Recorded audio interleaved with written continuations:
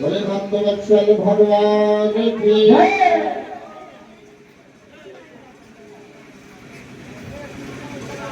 आओ इधर ध्रुव ने प्रणाम किया देवनारायण को। देवनारायण ने उठाया और गले से लगा दिया। गले से लगाया और कहा बेटा अकेले तो कहाँ जा रहे हो। ध्रुव ने कहा कि संत जी हम जा रहे हैं तप करने के लिए, तप करने के लिए जा रहे हैं। तो आप तप के कौन सा मंत्र जपा जाते हैं।